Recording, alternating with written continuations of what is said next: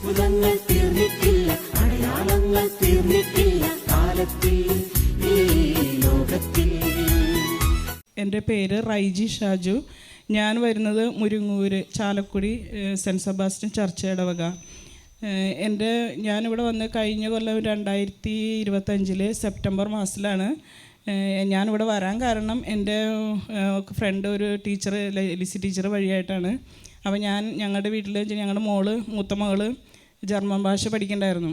അപ്പോൾ അവൾ ജർമ്മൻ ഭാഷ പഠിച്ചിട്ട് B2 ലെവൽ വരെ പ്രാർത്ഥിച്ച് ഈശോയോട് കൂടെ തന്നെയാണ് എല്ലാ പരീക്ഷകളും അവൾ എഴുതിയത്. അതിനുശേഷം ഒരു 10 മാസത്തോളം ഇൻ്റർവ്യൂ കിട്ടണില്ല. ഇൻ്റർവ്യൂ അറ്റൻഡ് ചെയ്യും, ഇവൾക്ക് മാത്രം കിട്ടില്ല, ബാക്കിയുള്ള കുട്ടികൾക്ക് കിട്ടുമായിരുന്നു. അപ്പോൾ ഇവൾ ഭയങ്കര മാനസികമായിട്ട് ഭയങ്കര വിഷമത്തിലായി. അപ്പോൾ ഇവൾ അത്യാവശ്യം കുഴപ്പമില്ലാണ്ട് പ്രാർത്ഥനയും കുർബാനയൊന്നും മുടക്കില്ല. അപ്പോൾ ഞാനും മോളോട് പറയും, മോള് പ്രാർത്ഥിക്ക്, ദൈവം തരും.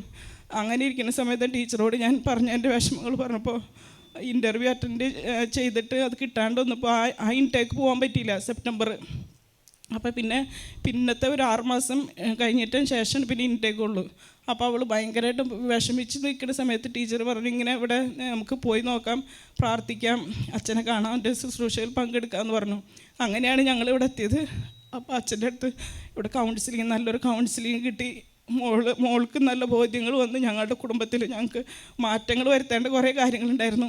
ആ മാറ്റങ്ങൾ ഞങ്ങൾ വരുത്തി പ്രാർത്ഥിച്ച് പുലർച്ചെ ഞാനും എൻ്റെ മോളും എൻ്റെ രണ്ടാമത്തെ മോളും എല്ലാവരും മാറി ഞങ്ങൾ 3 മണി തൊട്ട് പ്രാർത്ഥിക്കും. അങ്ങനെ പ്രാർത്ഥിച്ച് എനിക്കറിയില്ല എവിടെ നിന്നാണ് എൻ്റെ ഒരു ഫ്രണ്ട് എന്ന് വെച്ചിട്ടുണ്ടെങ്കിൽ കുറേ നാൾ മുമ്പ് കണ്ടുവരുന്ന ഒരു ഫ്രണ്ടാണ്. ആളൊരു ദിവസം എന്നെ വിളിക്കണം, നിൻ്റെ മോളെന്ത് ചെയ്യണം? അപ്പോൾ ഞാൻ പറഞ്ഞു, മോള് ഇങ്ങനെ ജർമ്മൻ ഭാഷ പഠിച്ച് ഇൻ്റർവ്യൂ കിട്ടണില്ല, അപ്പോൾ അവൾക്ക് ഭയങ്കര വിഷമമാണെന്ന്. അപ്പോൾ നീ എന്തിനു വിഷമം, ഞാനൊരു നമ്പർ തരാം, എൻ്റെ മോൾ അവിടെ പഠിക്കണേ ആ കോളേജിൽ. അപ്പോൾ ഞങ്ങൾക്കറിയായിരുന്നു ഇച്ചിരി നമുക്ക് അന്വേഷിക്കാൻ ആരില്ല ജർമ്മനിയിലൊന്നും. അപ്പോൾ ഞാൻ എൻ്റെ ഈശോയോട് പറയായിരുന്നു, ഈശോയെ നീ എനിക്ക് ഒരു പരിചയമുള്ള ആൾക്കാരുള്ളിടത്തേക്ക് എൻ്റെ മോളെ വിടണം, ഞങ്ങൾക്കറിയില്ല, ഞങ്ങൾക്ക് അങ്ങനെ അറിവില്ലാത്തവരല്ലേ, ഈശോയുടെ അറിയുന്ന ഒരു കുട്ടിയെങ്കിലും ഉണ്ടാവണേ എന്ന് ഞാനങ്ങനെ പ്രാർത്ഥിച്ച് അതേപോലെ തന്നെ ആ കുട്ടി പഠിക്കുന്ന കോളേജിൽ തന്നെ ഒരു അഡ്മിഷൻ തന്നു.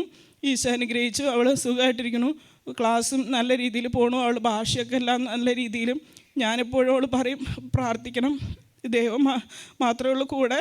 അവിടെ കുർബാനയൊക്കെ കിട്ടാൻ ബുദ്ധിമുട്ട്, എന്നാലും ഓൺലൈനിൽ കുർബാന കാണും. ഞങ്ങൾ വീട്ടിൽ പ്രാർത്ഥിക്കുമ്പോൾ ആ പ്രാർത്ഥനയുടെ കൂടെ അവൾ ഓൺലൈനിൽ കൂടും. അങ്ങനെ ഒരു നല്ലൊരു അനുഗ്രഹം ഈശോ തന്നു.